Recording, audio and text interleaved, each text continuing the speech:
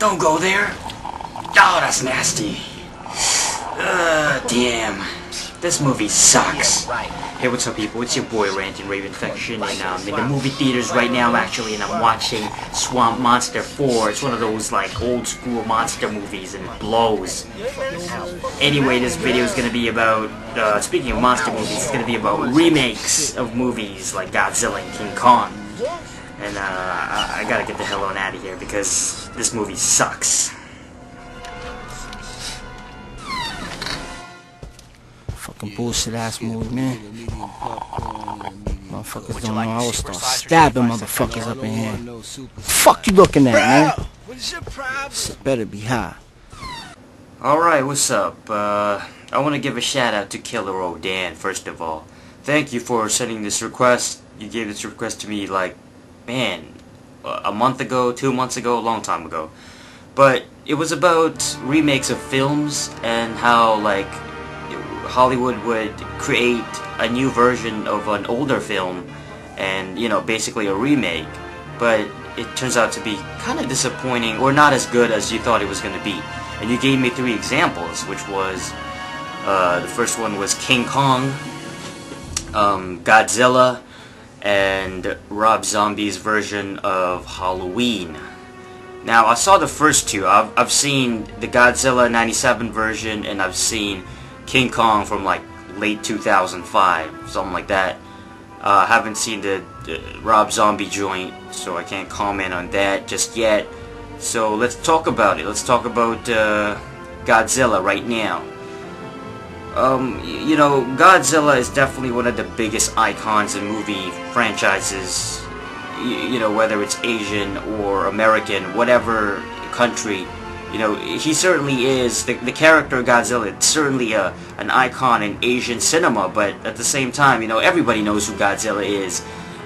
Symbolism of large monsters, you know, whenever you have these huge people fighting each other, you know, you see something, you know, you see monsters fighting each other instantly, you know, you compare it to, like, Godzilla, you know, in the streets of Tokyo, you know, it's a very important thing, you know, it's such a cultural thing, it's a pop culture phenomenon.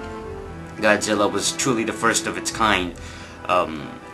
You could say that, you know, Godzilla was somewhat the answer to King Kong, you know, monster movies, a giant ape. We're gonna get into King Kong a little bit later, but let's talk about the 1997 film. Yeah, I mean, I think that the 97 film was definitely one of the most disappointing films that I've seen. You know, I had high expectations for it because it was going to be made by Hollywood. You know, it was an American company, and it's like, you know, it's going to be awesome. You know, I remember seeing the trailers back in like '97, probably, yeah, around there. Actually, I think, when did they come out? '98, right? '98, and then they started showing the trailers in like late '97. But anyway, like all I saw in the first trailers, the early ones, all they showed was like Godzilla's tail flashing by, and then like his scream, you know, his signature like trademark screech or whatever. And it was like, oh man, you know, this looks kind of cool. It's gonna be hype. And actually, when Godzilla was first released, you know, it was like the biggest debut in film history. Like as far as opening in the most cinemas, you know, it had the biggest like opening. It broke the record. I think that Jurassic Park Lost World held the record before that, and then Godzilla came and broke it. You know, I mean, where do I begin of how terrible that movie was? You know, it was such a failure because first of all, they totally redesigned the character. You know, Godzilla did not look like the original, like, Japanese version. You know, his jaw was all messed up. You know, he had like the Jay Leno jaw. You know, it's all weird, man. What's up with his face? Like, you know, the classic Godzilla stood on its hind legs, and it had like its 2 like T-Rex arms, 2 short arms.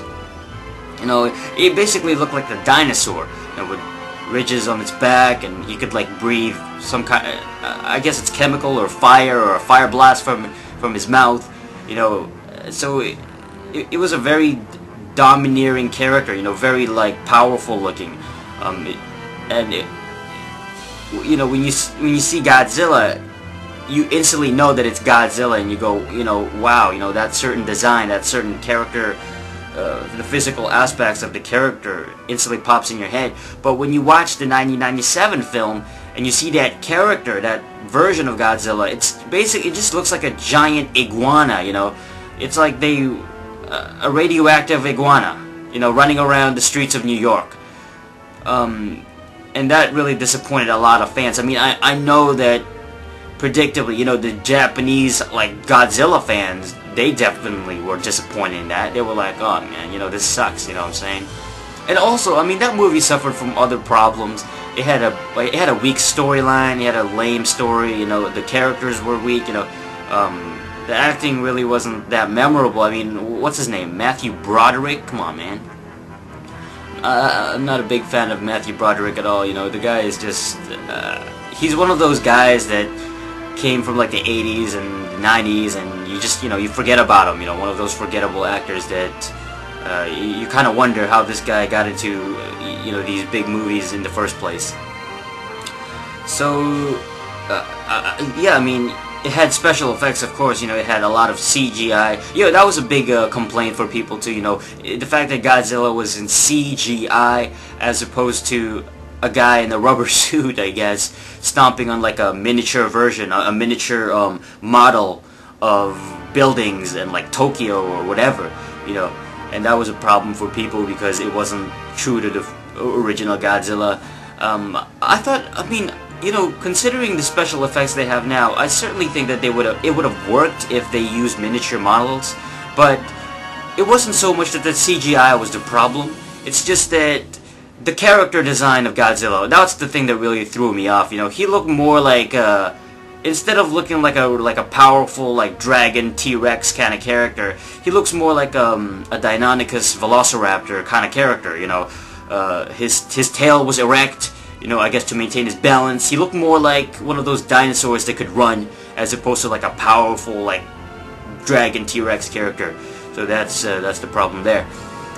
I mean, I guess the only positive thing I could say about Godzilla, the 98 film, I'm sorry, 97, 98, whatever year, the sound, it had a decent soundtrack, you know, the soundtrack itself was okay, even though some of the songs were just remakes, or just like, once again, you know, even the soundtrack had a bunch of remakes of older songs, you know, Puff Daddy's Come With Me, you know, that's just a remake of, that's not even a remake, that's just taking the instrumental of the original song, Kashmir, you know what I'm saying? There was the other one, Heroes by the Wallflowers, which I thought it was a good song, until I found out it was just a remake of an older song, you know what I'm saying, from a while ago. So it was definitely one of the more disappointing films. Now let's move on to another remake, another giant movie, King Kong. Okay, you know what, I thought King Kong was okay, you know, I thought it was an okay film. I didn't hate it, I didn't mark out to it, I didn't mark out like crazy. I've never seen like any of the original King Kong movies, even though I've read about it, like, I've read about it pretty good. I mean, I know some stuff about monster movies, you know, the Tina Fey, the classic, like, King Kong joints, especially the first one, and it definitely got a lot of critical acclaim for the special effects for its time, you know, using robots and animatronics or whatever it was. And then now you got the CGI Peter Jackson joint, which I thought was, the problem that I had with it was a little bit too long, you know, it was like 5 hours long.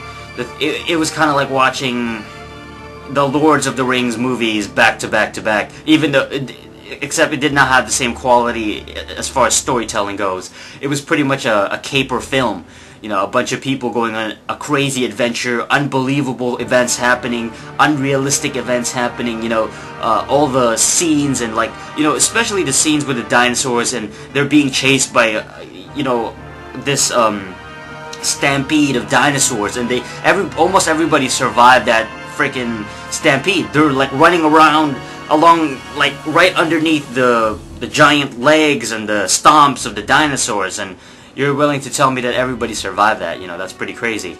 But it was a caper film, you know. It's a bit of an adventure, unbelievable, you know, fantasy kind of film, which I thought it was kind of entertaining, you know. I thought it was a good film, but you know, once again, you know, it was kind of a long movie, you know. I was waiting for King Kong to finally, you know, the movie to end. I'm like, okay, you know, is this the end already? You know, man, it's been like 3, 4, 5 hours, you know. I want to go home now, you know.